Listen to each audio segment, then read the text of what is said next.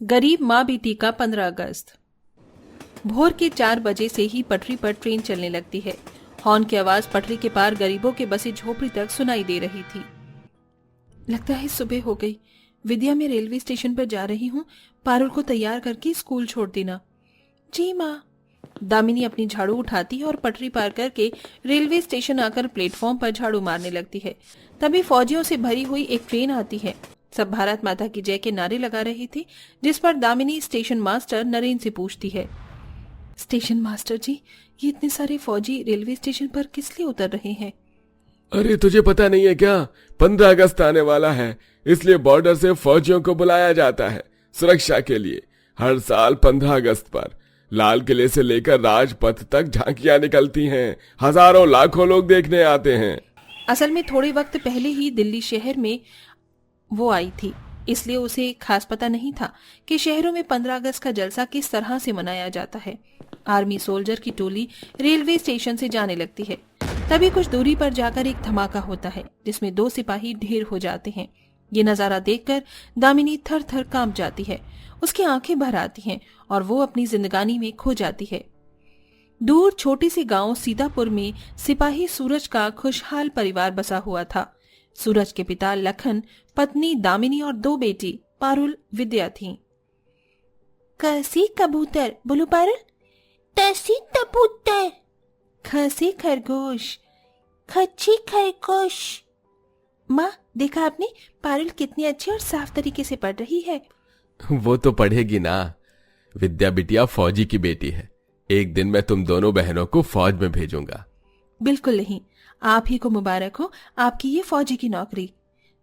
खुद तो हमसे दूर रहते हैं, आपके आर्मी वाले ये भी नहीं सोचते कि फौजियों का भी परिवार होता है, तो उन्हें जरा सी छुट्टी भी दे दे। दामिनी, ये देश, ये मिट्टी और यहाँ के 135 करोड़ लोग, ये भी मेरा परिवार है। उनकी रक्षा करना फौजी होते हुए मेरा धर्म है। तुम्हें पता है, हर साल लाखों फौजी जंग लड़ते लड़ते शहीद हो जाते हैं और कितने परिवारों को तो फौजियों की लाश भी नहीं मिलती। सोचो उनका क्या हाल होता होगा। ये सुनकर दामिनी की आंखें भर आती हैं। देख रहे हैं ना बाबूजी, आप बॉर्डर पर जाते जाते भी ये कैसी बातें कर रहे हैं। अरे सूरज बेटा, सफर पर जाते हुए ऐसे अशुभ बातें मुंह से नहीं निकालते। और ये तो सोच, भगवान न करे तुझे कुछ हो गया तो बहू और बच्चियों का क्या होगा। तब भी तुम एक शहीद फौजी की पत्नी कहलाओगी दामिनी। अगर देश की खातिर सीने पर गोली भी खानी पड़ी तो हंसते हंसते खाऊंगा। जिस भी दिन मैं तिरंगे में लिपट कर आऊंगा तो मेरे मरने का शोक मत बनाना। बस हर 15 अगस्त को तिरंगे रंग से मुझे श्रद्धांजलि देना। चलता हूं। सूरज बॉर्डर पर जंग लड़ने चला जाता है और जंग में शहीद हो जाता है। उसके साथ कई हजार फौजी शहीद होते हैं। दामिनी की हिम्मत टूटकर बिखर जाती है। उसे कुछ भी समझ में नहीं आता कि अब उसका और उसकी बच्चियों का क्या होगा। पर विधाता का ढाया हुआ इतना ही दुख उस गरीब माँ बेटियों पर कम नहीं था कि गांव वाले उसके बूढ़े ससुर दोनों बेटियों के साथ उसे गांव से निकाल देते हैं। अरे कैसे निर्दयी लोग हो तुम। मेरे जवान फौजी बेटे ने तुम सबकी रक्षा की, तुम उसी के परिवार को गांव से निकाल कर बाहर कर रहे हो। काका, ये आपके फौजी बेटे का घर है, आप यहाँ रह सकते हैं, लेकिन ये माँ बेटी यहाँ नहीं रह सकती, इन्हें तो जाना पड़ेगा। चल चल बहू चल। फौजी के मरते ही गरीब माँ बेटियों पर दुख आन पड़ता है। दामिनी सबको लेकर ट्रेन में बैठकर कमाने खाने दिल्ली शहर में आ जाती है। विद्या, पारुल, देखो दिल्ली स्टेशन आ गया, चलो उतरो। बाऊजी, बाऊजी उठिए ना। बेचारी गरीब माँ अपने बूढ़े ससुर को उठाने का बहुत प्रयत्न करती है, लेकिन लखन ट्रेन में ही मर चुका था। बाऊजी। माँ, माँ, दादाजी को क्या हुआ? दादाजी क्यों नहीं उठ रहे? माँ, दीदी, माँ क्यों रो रही है? क्योंकि दादाजी मर गए हैं पारुल, वो मर गए हैं। किसी तरह दामिनी ससुर का दाह संस्कार कर देती है और काम की तलाश करने लगती है। 2 गरीब बेटियों की गरीब मजबूर माँ इधर उधर काम की तलाश में भटकती है, पर कोई उसे काम नहीं देता, न रहने की जगह। इसीलिए कई दिनों तक प्लेटफॉर्म पर ही वो रहती है और मजबूर होकर भीख मांगने के लिए हाथ फैलाती है। भगवान के लिए कुछ दे दो बाबू, ओ साहब, कुछ तो दे दो। माँ देखो ना, पारुल आंखें बंद कर रही है। इतने दिनों से उसने कुछ भी नहीं खाया है। बिटिया उसे जगा कर रख, कोई तो मदद करो। लाचार होकर रेलवे स्टेशन से आते जाते मुसाफिरों के आगे वो झोली फैलाकर भीख मांगने लगती है, मगर हर कोई मुंह फेर कर चला जाता। तभी स्टेशन मास्टर तरस खाकर थोड़ी रोटी सब्जी खरीद देता है। ये ले खिला दे, अपनी बेटियों को भूख लगी है ना। बहुत बहुत धन्यवाद काका। देख बेटिया, ये दिल्ली शहर है, यहाँ मांगने से भीख नहीं मिलती, मेहनत से मिलती है। ये देश भले अंग्रेजों की गुलामी से आजाद हो गया है, लेकिन गरीब अभी भी इस देश में गुलाम के गुलाम ही है। केवल अमीरों की चलती है यहाँ। अगर तुझे काम की जरूरत है तो मैं तुझे इस रेलवे स्टेशन पर साफ सफाई का काम दिलवा सकता हूँ। आपकी बड़ी मेहरबानी होगी साहब, मेरी बच्चियों का पेट पल जाएगा। स्टेशन मास्टर दामिनी की दशा पर तरस खाकर उसे रेलवे स्टेशन पर काम दिलवा देता है। वहीं पटरी पार वो अपनी दोनों बेटियों को लेकर गरीब बस्ती में रहने लगती है। गरीब माँ बेटियों की जिंदगी इसी तरह गुजरने लगती है। रेलवे स्टेशन की सफाई करके वो गरीब माँ अपनी बस्ती की तरफ चलने लगती है, जहां वो सड़कों को सजते हुए देख रही थी। सारा बाजार भी 15 अगस्त के लिए तिरंगे, झंडे, रबर बैंड और भी बहुत से खेल खिलौनों से सजे थे।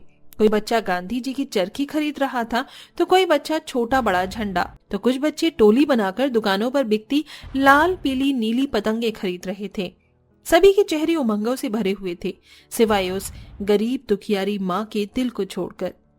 15 अगस्त आने वाला है, लेकिन मेरे पास तो एक पैसा नहीं है कि मैं अपनी बच्चियों के लिए कुछ खरीद कर ले जा सकूं। इसी कश्मकश में मुरझाया सा चेहरा लेके वो अपनी खोली में आ जाती है। तभी पारुल उससे लिपट जाती है। माँ, तुम आ गई माँ। माँ, कुछ दिन बाद मेरे स्कूल में 15 अगस्त है। टीचर जी ने कहा है सुंदर सुंदर कपड़े पहन कर आने को, और झंडा भी मंगाया है माँ। और माँ सुनो ना, मैंने बाजार में तिरंगे रंग वाली चूड़ियाँ देखी थी, मुझे दिला दो ना। खाली हाथ होने के चलते चाहकर भी अपनी छोटी सी बेटी की ख्वाहिशों को पूरा नहीं कर पाती वो। गरीबी और लाचारी उसकी आंखों से झरझर आंसू बनकर बह रही थी। मुझे माफ कर दे मेरी बच्ची, लेकिन मेरे पास पैसे नहीं है कि मैं तुझे कपड़े दिला सकूं। डबडबाई आंखों से पारुल ने आंसू पोंछते हुए कहा, कोई बात नहीं माँ, मुझे कुछ भी नहीं चाहिए। मैं 15 अगस्त वाले दिन स्कूल नहीं जाऊंगी। तभी विद्या कहती है, पारुल तू स्कूल जरूर जाएगी। माँ, क्यों ना हम दोनों 15 अगस्त के झंडे और पतंगी बनाकर बेचे। जो कमाई होगी उसी में हम गरीब माँ बेटी 15 अगस्त मनाएंगे।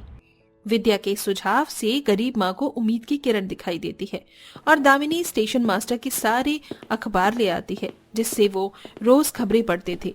तीनों रात भर जाग जाग कर सुंदर सुंदर पतंग बनाती हैं और पारुल, जो कि बहुत छोटी थी, वो भी अपना दिमाग लड़ाकर झंडा बनाती है। तो वहीं पूरा भारत कई दिन पहले से पटाखे उड़ाकर 15 अगस्त मनाते हैं। अगले दिन तीनों रोड सड़क पर पतंग बेचती हैं। विद्या गाड़ी वालों के शीशे पर झंडे लगा देती, तभी एक पुलिस की जीप पे वो झंडा लगाती है। तो एक दरोगा दांत पीसते हुए बोला, अबे ओ गरीब लड़की, ज्यादा देशभक्त बनकर दिखाती है क्या? 1 रुपया नहीं दूंगा इस झंडे के मैं। तभी विद्या ने मुस्कुराहट से कहा, कोई बात नहीं दरोगा जी, पुलिस की गाड़ी बिना तिरंगे के अच्छी नहीं लगती है। ये झंडा मेरी तरफ से 15 अगस्त का तोहफा। गरीब भेष थके चेहरे पर भी उस गरीब माँ की बेटी का मुस्कुराता चेहरा देशभक्ति की जीती जागती मूर्त थी, जिसे देखकर पुलिस वाले के अंदर की खो चुकी देशभक्ति फिर से उभरती है। ओ बिटिया, रुक तो जरा। जी कहिए। ये लो पैसे। ये तो 50 रुपए हैं और मेरा ये झंडा 10 का है, ये आप रखिए। विद्या में इतनी ईमानदारी देखकर दरोगा उसको सैल्यूट करता है। गरीब माँ बेटियां पूरा दिन ऐसे ही रोड पर घूम घूम कर देशभक्ति गीत गा गा कर झंडा पतंग बेचती। देखते देखते 15 अगस्त में एक दिन बच जाता है। माँ, मैं कल स्कूल में क्या पहन कर जाऊंगी? ड्रेस तो खरीदी नहीं। चिंता मत कर बिटिया, मैं तेरे लिए ड्रेस बनाऊंगी अपने हाथ से। दामिनी एक कोने में रखी अपनी गठरी को खोलती है, जिसमें एक बड़ा सा तिरंगा था, जिसे वो पारुल के लिए प्यारा सा तिरंगा लहंगा बनाती है और अगले दिन उसे ही पहनकर अपनी बेटी को सजाकर स्कूल भेजती है, जहां सारा स्कूल उसके तिरंगे पोशाक में झलकती देशभक्ति की सराहना करता है।